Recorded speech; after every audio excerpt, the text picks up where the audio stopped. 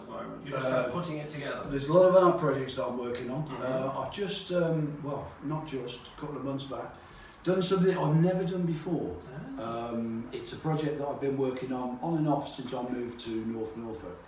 I've been doing various different kind of shots, landscapes, seascapes, that kind of stuff. This is a solely art project. And I released a limited edition collection of 65 images, limited to 1 in 25, called a Norfolk Collection. But it's Norfolk as you've never seen it before.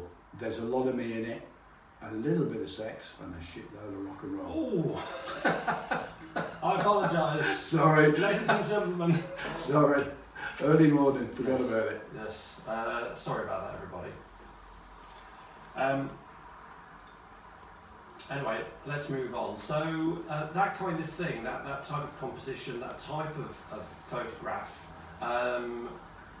is that new to you, landscape? Because I think normally you consider portraits your kind of thing. Yeah, that's more my kind of genre. So were you trying to do something that you'd never done before, just kind of testing yourself? Well, a little bit of that, but I wanted to kind of, I wanted to show Norfolk in how I saw it, you know, from literally a very avant-garde type of place, an avant-garde type of view of it.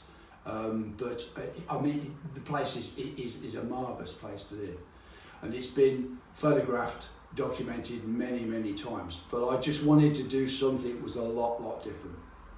And do you feel you succeeded? Yeah. I mean, these things are available in several galleries throughout Norfolk.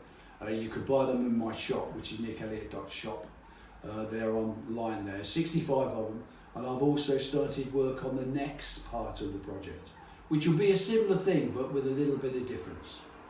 It must be quite liberating as well, having the freedom to come up with the idea yourself and execute it yourself. How much pressure do you put on yourself? Can it be a difficult journey? Or do you stay 100% focused, or do you occasionally have a bit of a wobble and think, what have I set myself this time? No, I'm always 100% focused. Okay. It's a strange place I live anyway, to be honest. You know, I kind of term it as I just live this just side of sane. That's where I am. Yeah. Creatively, it's a busy place in my head, you know.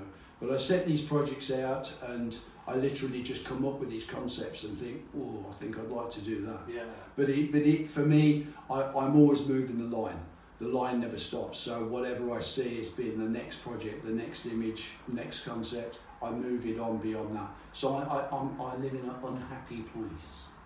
Right, creatively. Oh, every day. Yeah, I spent all my life there. Right, as in, you must never stop moving. Exactly, yeah. You have to keep on creating. Always. You have to. Always. Yeah. You know, it's a lot more about literally pushing the boundary, making a mark, you know, moving things. That's what I'm looking at doing. Yeah, and when you've completed a project then, do you look back on it maybe a couple of years later and go, I've probably done that different, or are you satisfied? No, I'm never satisfied. Right. Never. No, I mean, you shoot something, you think at the time, that burns, that really kicks, you know. But then fortnight down the line you think, it's all right. Yeah. You know.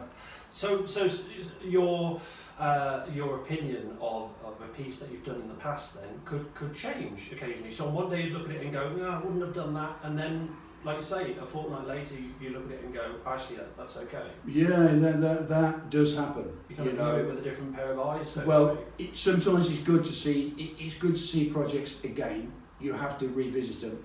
It's good to also let them sleep, put them in a box, you know, and come back to them at a later stage and think, you know, I might add something to that, I might take that away, or I might not have all those images that I release, or whatever. It's a subjective thing, but the whole thing starts off with a concept in my head that is emotionally driven, creatively driven, and so that kind of then projects the whole end of where this thing will end up. But you do tend to drop some things out and bring some stuff in, you know, or just stop it there.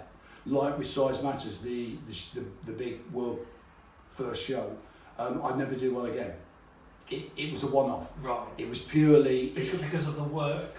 No, put into, right. no, because for me, if you did it again, Mhm. it wouldn't have the same effect that it had before. I mean, worldwide, it touched 1.7 million people across the planet. You know, and a lot of the artists got behind it. Beverly Knight, Niels Lofgren, you know, they got big time behind the thing, and it was very, very big push on it. Media-wise, you know, I did a lot of TV, a lot of radio, and a lot of print interviews on the back of the thing.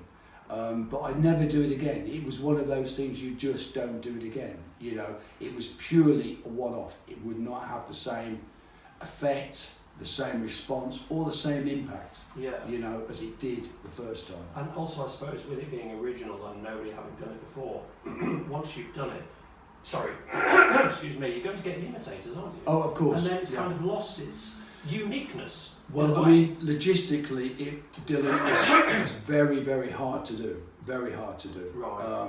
You know, and the company that actually sponsored it they did an amazing job. But to produce those kind of images, like I say, they were 35 feet high, 25 feet wide. That was the image alone. Yeah. Then there was a structure that actually was constructed to put the thing up there. And I wanted it to look as close as you could get an image hanging on a gallery wall, minus the frame and all the kind of stuff, you know.